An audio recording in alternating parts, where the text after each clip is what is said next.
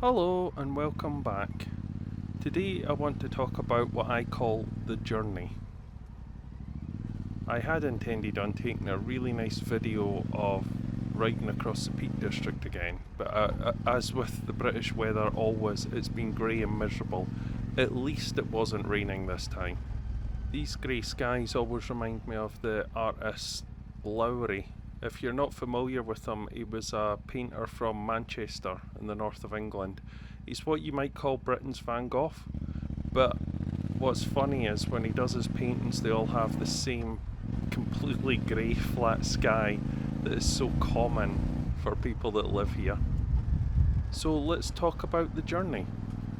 The main difference between a car and a motorcycle is a car seems to be about getting to your destination, and a motorcycle seems to be all about the journey. Often on a motorbike you don't really care where you're going, you just want to enjoy the ride itself. This is why a lot of bikers will do a 200-mile round trip just to get some fish and chips. The motorcycle journey is a great metaphor for life. Often far too many people are focused on the destination and not the actual journey they are on at the moment, especially the growth that comes from any sort of journey. In your life, you will find most things you embark on are some form of journey. The actual act of becoming a rider is a journey in of itself. The training is very difficult. You've got to build a whole bunch of new skills. You have to overcome fears. You have to meet a whole bunch of new people. It involves really stepping outside your comfort zone. You may have a peer pressure where people are saying to you, oh, you're definitely going to die. And there's a lot of negative energy around motorbikes as well, where people think you're basically just going to kill yourself. You have to learn about the bike, you have to maintain the bike. You will meet interesting new people that would have never crossed your path before. There's a whole journey involved in riding a bike, and it's much bigger and more comprehensive than getting a car license. And it's a great metaphor for life itself. Everything in life is a journey. Say for example, you wanted to change your health. Say you'd gotten overweight, you weren't particularly healthy, you were maybe smoking too much, drinking too much. That mental decision to decide to change path, change direction, and work on yourself. Getting up early, working out, watching what you eat, quitting the addiction to tobacco or alcohol. This is all a huge journey and an undertaking for a lot of people that's a lot more difficult than a lot of people would give it credit for. When you talk about the journey, a lot of people will talk about, hiking across Tibet or something. But for every person there's a different level of journey, and it could be just as simple as quitting smoking might be a big journey for a lot of people. Like so many things though, once you complete that journey, you get an enormous sense of satisfaction, confidence, growth. You feel so much better about yourself. You expand, you grow as a person. And this happens when you're biking, your skill set improves, your confidence improves, you pass your tests, you get ever bigger bikes, you're more confident to ride them. And everything in life is like this. It's always a series of journeys, a series of challenges that you have to overcome. Sometimes it could be learning a language, learning an instrument, learning to draw, but whatever journey you choose to undertake, it's a fantastic way of sorting out your mental health and leveling yourself up.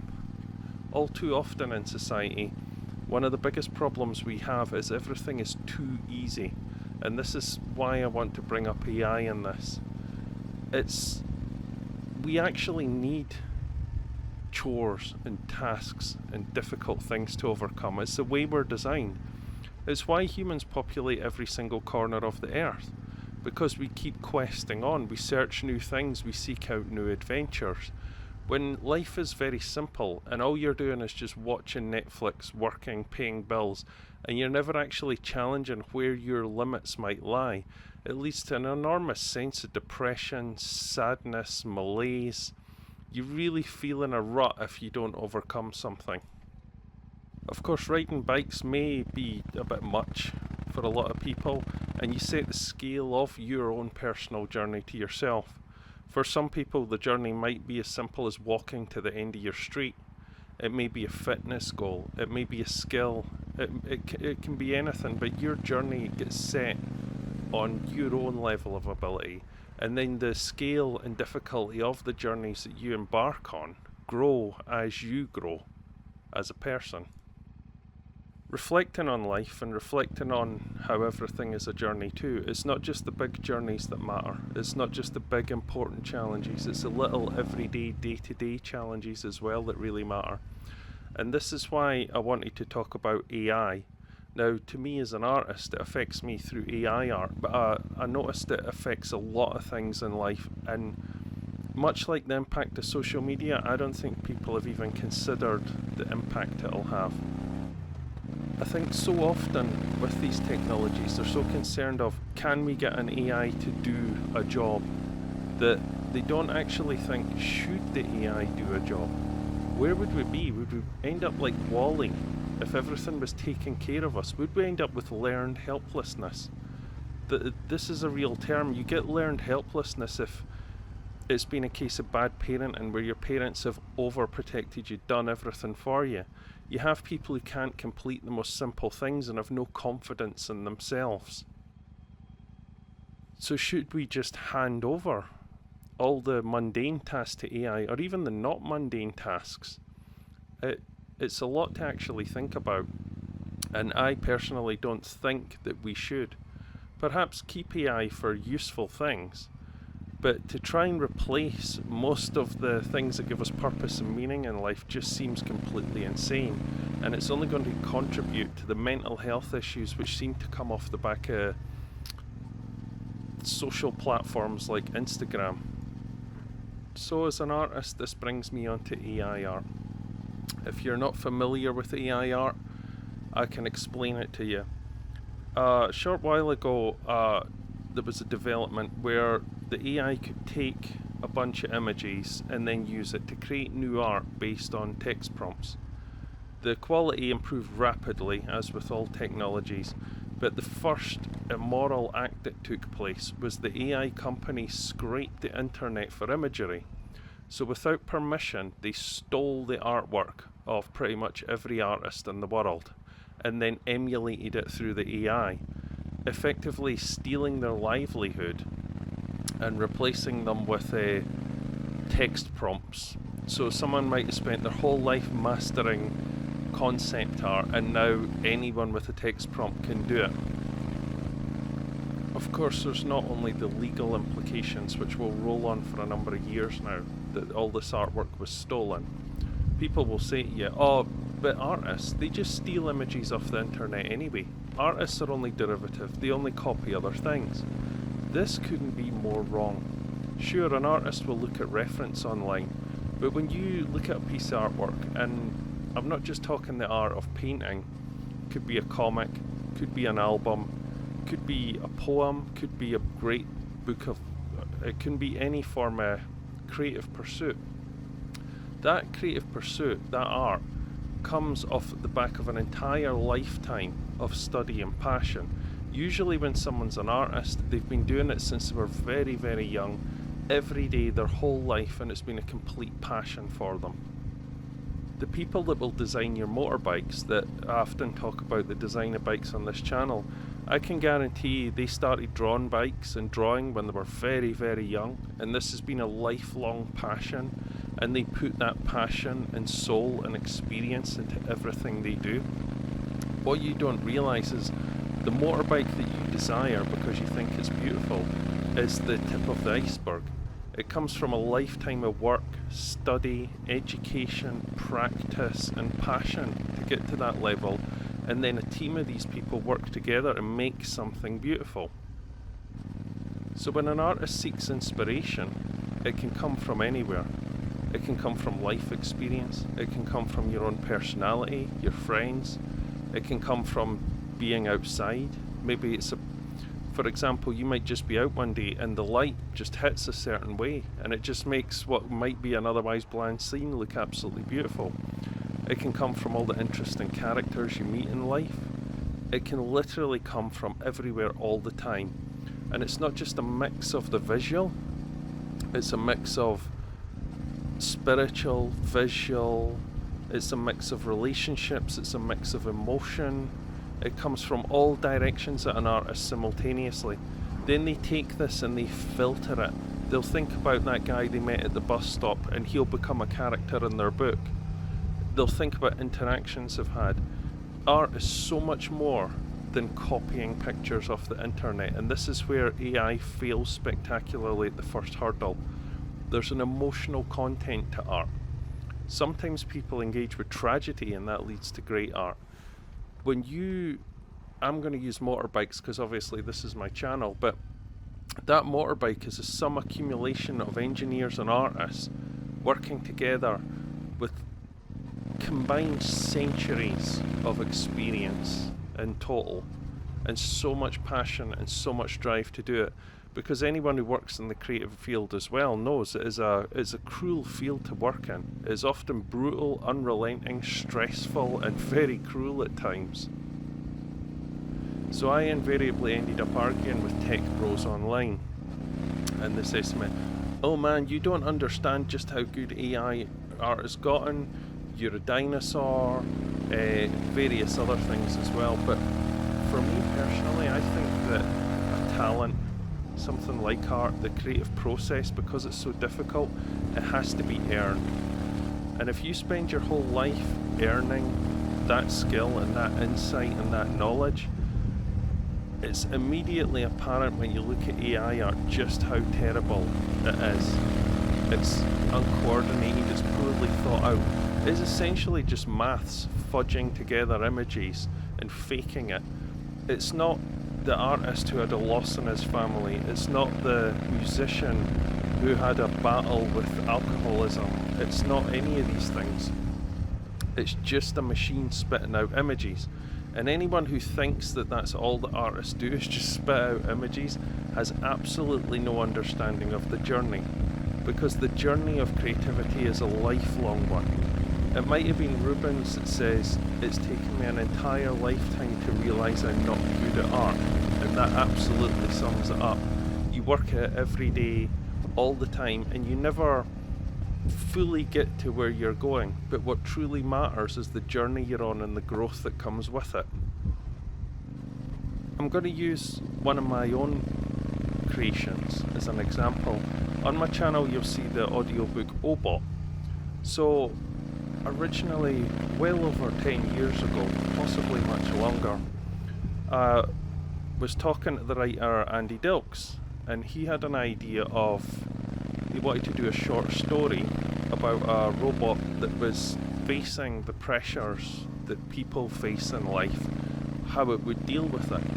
And it ended up quite a dark tale where a robot couldn't handle the pressures of everyday life and ended up committing suicide. Now, we'd done a bit of work on it, developed some art for it, developed the story, but there's something with art as well which you won't get with AI art, is there's a feel that comes with art. I'm sure musicians have the same, something will just feel right, or it won't feel right. And this story never really got off the ground. Usually if it feels right, it's quite easy to work on and it sort of expands itself as it goes, it takes on its own life. Sometimes if it's just not feeling right, it becomes a trudge and it's really difficult. So we picked it up, we put it down, and over many years you grow as a person, you go through the journey, you have different life experiences, things happen, you meet interesting people, you have different relationships, and then ultimately you get to a point like we did where we'd almost forgotten about it. And then during lockdown, for something to do, I started doing children's books with Andy, and then he suggested, after we got our first book out the way, why don't we revisit Obsolete, as we called it. The original story was from a documentary I watched about planned obsolescence. So car manufacturers realised that it got to the point where they'd saturated the market. So people would keep their car for like 10-20 years and they needed to sell a certain amount of cars every year. So they built in what's called planned obsolescence.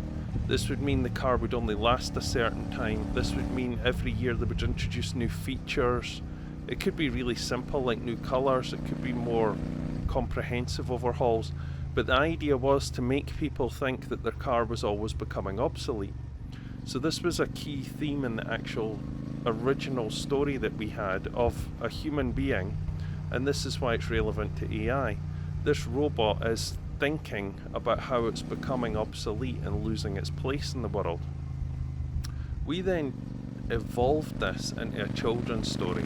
So we took a lot of the darkness out of it and we simplified the story down. A lot of people think a children's book is very easy because there's not much words in it, but what you're actually doing is you're taking complex stories with good moral messages, characters, and you're diluting what should be a novel down into just a couple of hundred words. So the book evolved, the art style evolved, it became simpler and more engaging. We kept the key themes, we took some of the darkness out. So the book's about adoption, finding family, and growth, and the journey you go on. It's a basic, simple cleaning robot, and it ends up on a life-changing journey. I suggest you watch it. It'll take just a couple of minutes, and let any kids see it if you've got any kids. But it's important because this is a story about AI and the journey. And this is what I wanted to talk about today, is AI and the journey, and the importance of the journey that I think a lot of people are missing. I sort of feel now with social media, a lot of people are just engaged in consumption or peacocking displays, and there is some people engaged in the journey, but I don't think a lot of people even realise they're on a journey. There is some fantastic channels of people on those journeys, people maybe battling cancer, people travelling the world on a moped. But it's important to understand that we are all on this journey. This is something that we'll never get from AI until it reaches a point of self-awareness and consciousness where the AI can actually truly feel for itself.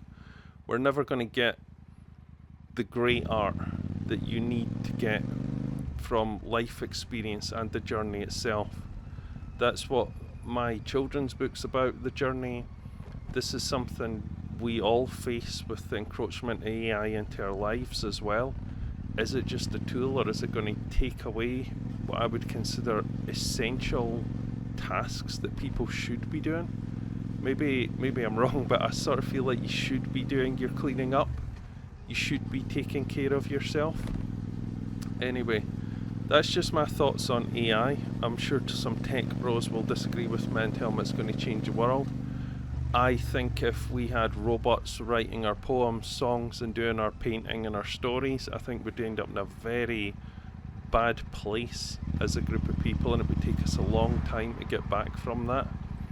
Anyway, I hope you've enjoyed this. It's a bit out there for a talk on a motorbike channel.